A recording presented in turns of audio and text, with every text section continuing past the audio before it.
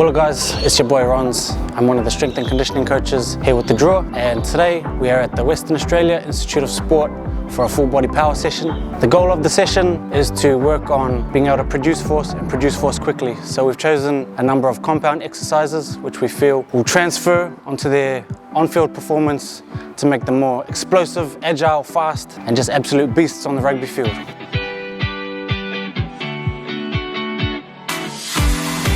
Okay boys, bring the energy. Hey, we can take a bit of rest in between sets because fatigue is the enemy of speed. I don't want you too tired. I want us to be explosive and fast, okay? We try and keep the volume down so the intensity can be up.